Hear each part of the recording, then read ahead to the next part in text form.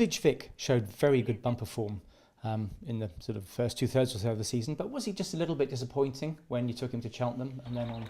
Oh, definitely. And in retrospect, after he was just beaten a short head in the listed bumper at Newbury, he probably should have finished. But you know, we can always do things in retrospect, can't we? You know, so yeah, he should have finished then. But actually, it's done him no harm. He's fine. He's been, and well, more than fine. He's been working and schooling extremely well. So we hope he's a very nice novice hurdler. Yeah. And you put him towards the top of your batch of new novice hurdlers for the season? Well, at the moment, he would probably be likely to be the best, I'd say. But with some of the point-to-pointers and one or two others coming through, you wouldn't be sure. But he could be. Chance Du Roy is among the handicap chasers, took very well to the Aintree fences when second into the Topham. So could he be going back for another spin over those Aintree fences? Very possibly the Sefton Chase at Aintree in December over the national fences, the same trip again, 2 mile 5. That would be quite a likely one, I would have thought. Whether he'll run before, I'm not sure really. He could do, but he does want soft ground, so at least the weather's come right for him. But certainly that was a career best, so he's still improving, isn't he? Well, he has been up to then. I keep on thinking the handicap mark is high enough, but now he's off 150. It won't be easy. I mean, the run in Punchtown was very good, and when he fell at Aintree behind Simon Sig, well, he definitely would have been second, but he was travelling very well at the time. He is a high-class horse, but he still needs a bit more education, so he's another one. Not sure whether he ought to go chasing just yet. On the near side by Colour Squadron, in between them is the Digout, and on the inside Rebel Fitz, almost 4 in line. In the centre the Digout and Davy Russell have just taken the advantage. On the near side is Colour Squadron, and up towards the finish.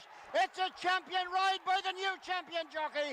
A great performance by the Digout. Coming 7. Well, there's not a big problem waiting to the 7-year-old going over fences though. So he's another one to decide which route we take. So when he was a little bit disappointing at Cheltenham, the big field and everything was all a bit too much for him, was it? Well, he'd only had about, I think, 4 or 5 runs in his life up to then. And he won his bumper very easily. And then he was in small field novice hurdles, and he'd never been in such a large field going so fast. And the whole thing was just a bit much for him, really. But, you know, he got over that and ran very well at Aintree and Punchtown.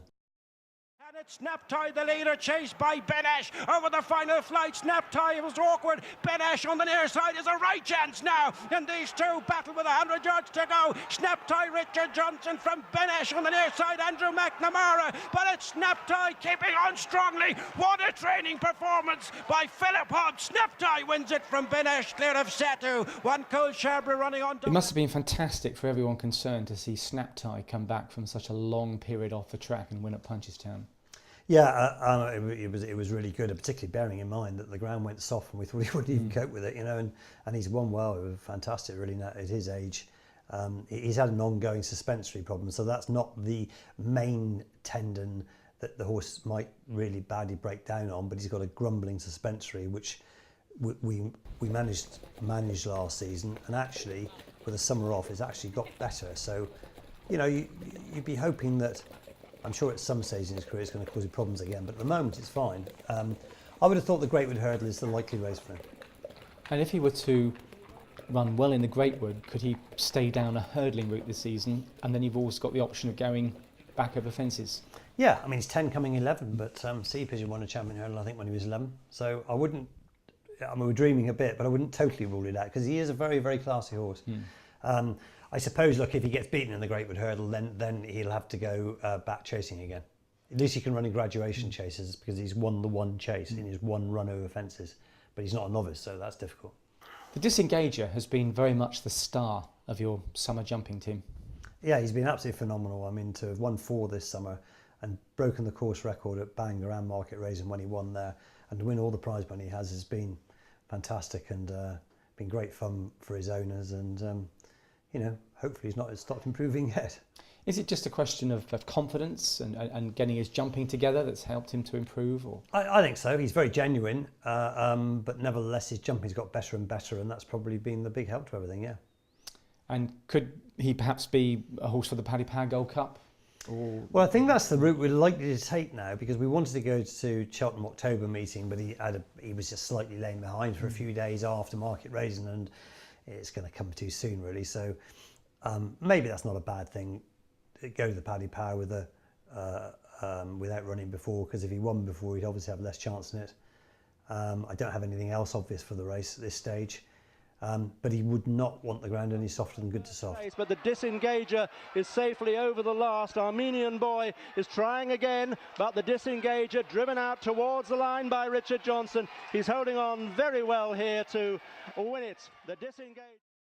Now, Sadler's Risk isn't back in the Arctic. He's another one who's due to arrive, I gather, any day now. But we ought to talk about him because he showed very good form in juvenile hurdles, perhaps just falling a little bit behind the very best. Yeah, he did, but he's a very tough horse, very sound horse, and very good attitude. Everybody says 4-year-old second season difficult to place, which I'm sure is going to be right as well. It won't be easy. They tend to maybe catch up after Christmas, so maybe a big handicap hurdle in the spring is the realistic target. Going novice chasing would be a possibility, but we're nearly getting a little bit late to be, you know, he's not going to be running until November, December. Do you want to be losing a novice tag then? As a 4-year-old obviously gets weight allowance, so I don't know. Options for him, so we'll see how we go. He looks to have grown up and improved from last season, so I certainly hope that he'll progress from what he's done. He's 5, so we might stick to handicap hurdles this season, might go novice chasing, not sure really.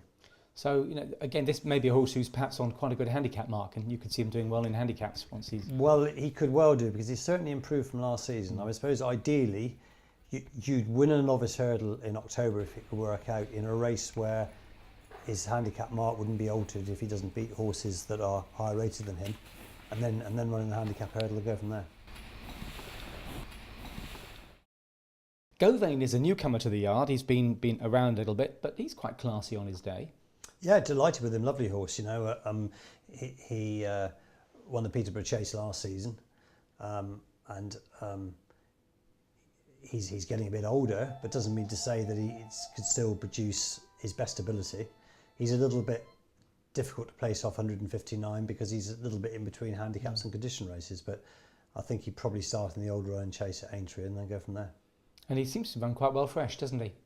Certainly has done in the past, and actually that's the thing we want to make use of really, because we want to make sure he's absolutely spot on first time, because as you rightly say, his best form has been when he's been fresh, so you don't want him going to the races first time needing the run, that's for sure.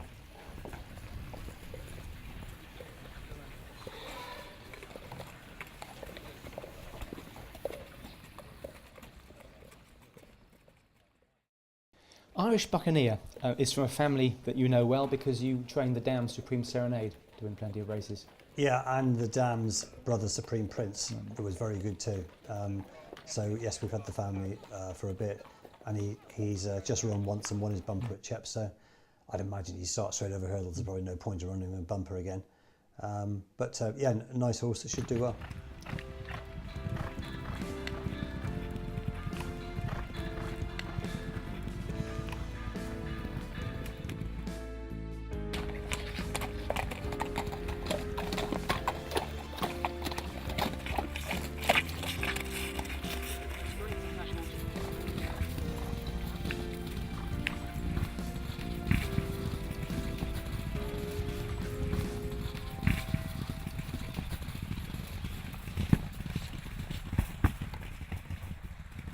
He arrived here in, I think, March time, and we were maybe going to run him in the spring, but he'd run up a bit light, so we ended up giving him the summer off.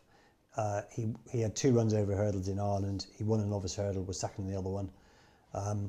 Very much a potential chaser, but he'll start in a handicap hurdle somewhere and go from there.